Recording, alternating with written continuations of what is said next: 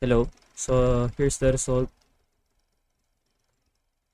Kaninang umaga ng 10:15, 10:20 AM, na-fill din tayo and na-trigger yung sell limit natin ng price.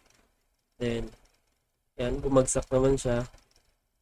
Nung nakita ko siya kanina, nag-change of character na siya dito sa area na to. So, then, yun, sabi ko, mag-break even na ako kasi baka magtuloy yung change of character niya. So, nung nagtuloy yung change of character dito sa candle na to nung saktong 2 o'clock, yun, na-break even tayo. So, looking for buys. Sana ako since nag-change of character na tayo dito sa taas. Change of character, then break of structure na to.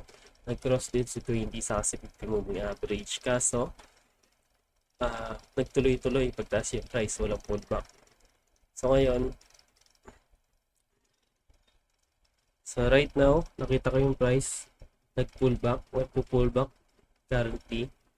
And then, probable entry position ko for buying position na abutin niya tong 50% level ng fib extension. So, wait natin kung tatamaan niya ng price. Pwedeng ang gawin ng price is pullback lang ng konti, then umangat na ng umangat. So, kapag umabot tayo ng 50% level, we consider that as a good buying position. So, enter tayo doon. Kung hindi naman inabot, wait na lang tayo ng another entry for another structure. I entered the buy position around 19,359 level sa 50% ng structure nitong low, nitong high, nung nag-break of structure dito. So ngayon, targeting natin yung 19,474 to 19,466 to 19,474 level. So sa 50% ng Fibonacci extension ng each one. So ngayon, wait na lang natin kung anong gagawin ng price. May hit ba yung SL natin or may hit yung take profit.